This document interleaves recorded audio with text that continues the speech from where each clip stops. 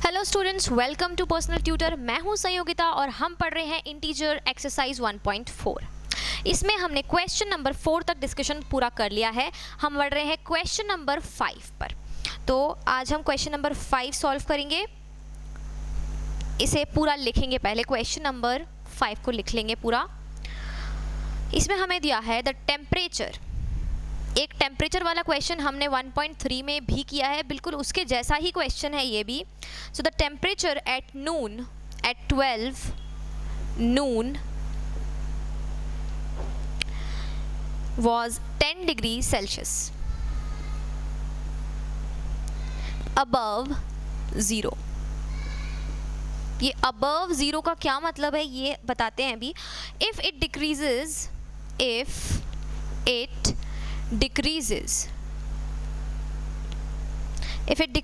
at the rate of 2 degrees Celsius per hour until midnight,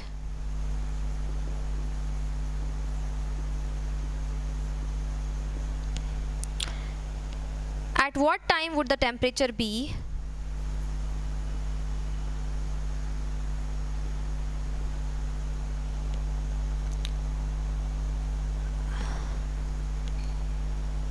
would the temperature be 8 degrees Celsius below 0, and what would be the temperature at midnight?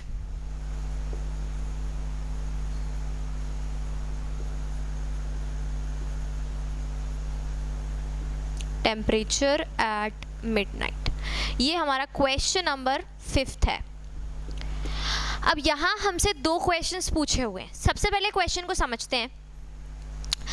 देखिए, the temperature eight 12 noon was 10 degree Celsius above 0। मतलब दोपहर में 12 बजे temperature जो था वो था 10 degree Celsius. Above 0 का क्या मतलब है कि 0 से ज़्यादा है, मतलब ये क्या है, पॉजिटिव। एंड बिलो 0 का क्या मतलब होगा, नेगेटिव। तो यहाँ पर आगे बिलो 0 लिखा है, इसका मतलब क्या हो जाएगा, नेगेटिव, और अबव 0 मतलब पॉजिटिव। ठीक है, तो इससे कंफ्यूज नहीं होना है। ये जो लैंग्वेज है इससे कंफ्यूज नहीं होना है। अबव 0 मतलब ये कि 0 से ज़्यादा, 0 से बड़ा तो वो पॉजिटिव होगा, 0 से छोटा जो भी रहेगा वो नेगेटिव रहेगा। तो यहाँ पर 12 noon the temperature at 12 noon is equals to कितना था, 10 डिग्री सेल्सियस। अब ये अबव 0 है तो ये नहीं लिख रहे हैं, क्योंकि इससे हमें समझ में आ गया कि भाई प्लस का 10 डिग्री सेल्सियस था। अब अगर नेगेटिव होगा तो हम माइनस लगा देंगे, अभी पॉजिटिव है तो कुछ नहीं लगा रहे हैं। ठीक है, अब नून में टेम्परेचर कितना था 12 बजे, 10 degree Celsius.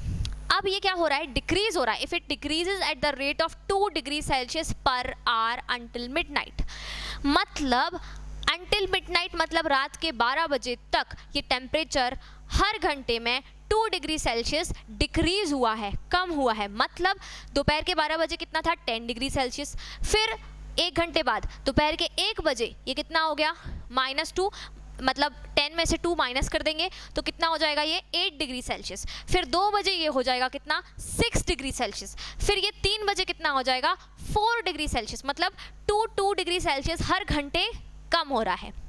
Eight what time would the temperature be 8 degree Celsius below 0। Below 0 का क्या मतलब हुआ कि किस टाइम पर टेम्परेचर -8 डिग्री सेल्सियस होगा।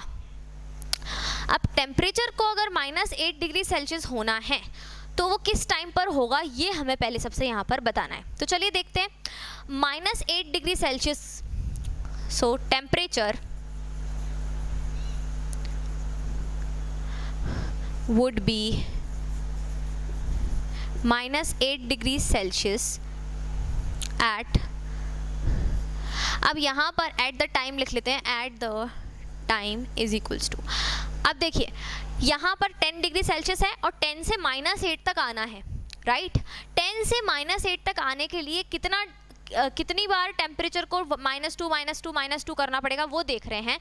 तो 10 से -8 तक आने के लिए देखिए सबसे पहले तो -10 हो गया तो 0 पे आए, -10 होने के बाद फिर -8 हुआ तो मतलब 8 और आना पड़ा पीछे, तो मतलब 18।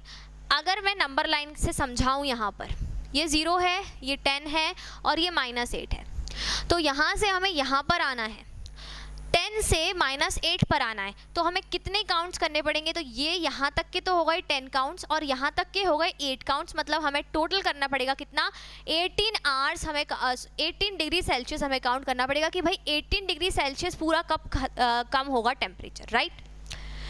एक तरीका तो इसका ये हो गया। दूसरा तरीका क्या हो गया कि सबसे पहले 0 डिग्री सेल्सियस कब आएगा? 0 डिग्री सेल्सियस कब आएगा? कितने घंटे में 0 डिग्री सेल्सियस आ जाएगा? तो 10 डिग्री सेल्सियस है और हर घंटे में 2 डिग्री सेल्सियस कम हो रहा है, मतलब 10 डिग्री सेल्सियस है और हर घंटे में 2 डिग्री सेल्सियस कम हो रहा है, मतलब 5 आवर्स में ये कहाँ आ जाएगा? 0 डिग्री सेल्सियस पर आ जाएगा, ठीक है। और 5 आवर्स मतलब 12 के बाद 1 2 3 4 5, मतलब 5 PM पर ये कहाँ आ जाएगा? 0 डिग्री सेल्सियस पे। इसके बाद अब आया ये -2 डिग्री सेल्सियस पे 6 PM, फिर माइनस हुआ -4 डिग्री सेल्सियस पर 7 PM, फिर माइनस हुआ 6 डिग्री सेल्सियस पर 8 PM और फिर माइनस हुआ 8 डिग्री सेल्सियस पर 9 PM पर आ जाएगा। तो ये आप इस तरह से भी कर सकते हैं। और जैसा मैंने 18 काउंट किया था तो ये 18 माइनस का ऐसे भी करके आप 9 आवर्स निकाल सकते हैं। 9 आवर्स में 9 PM हो जाएगा। तो दोनों में से कोई भी मेथड आप फॉलो कर सकते हैं यहाँ पर। तो -8 डिग्री सेल्सियस कब हो रहा है? ये 9 PM पर हो रहा है। ये तो हो गया हमारे फर्स्ट वाले का, जो फर्स्ट क्वेश्चन था उसका आंसर। सेकंड क्वेश्चन हमसे क्या पूछा हुआ है कि what would be the temperature eight midnight. Midnight के पर में ये टेम्परेचर जो है कितना होगा? मिडनाइट में टेम्परेचर कितना होगा? तो मिडनाइट मतलब ये 9 PM तक तो आ ही गए हैं हम। अब हमें क्या करना है? 10 PM 11 PM और 12 PM। 12 PM मतलब 12 AM हो गया, बेसिकली वो हो गया मिडनाइट 12 तक। तो यहाँ पर -8 हुआ, मिडनाइट पर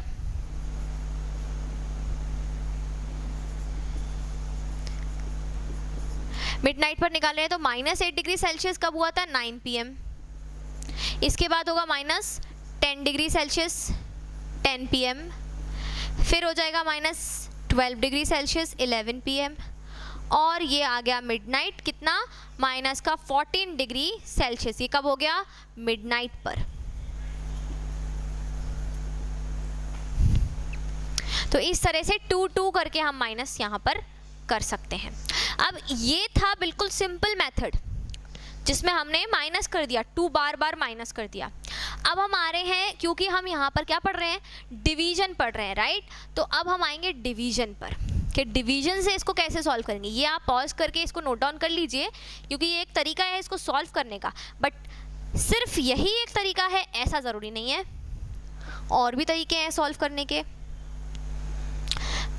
डिवीजन मेथड से करते हैं। तो यहाँ पर temperature would be -8 degree Celsius at the time. अब कितने टाइम पर टेम्परेचर जो है वो 8 डिग्री सेल्सियस रहेगा? तो हमें पहले सबसे नंबर ऑफ़ आवर्स यहाँ पर कैलकुलेट करने पड़ेंगे। नंबर ऑफ़ आवर्स अभी मैंने आपको बताया था 9 आवर्स आ गया था, तो वो कैसे आया? देखिए, सबसे पहले तो 10 डिग्री सेल्सियस को पूरा 0 पर लाना है, ठीक है। तो 10 डिग्री सेल्सियस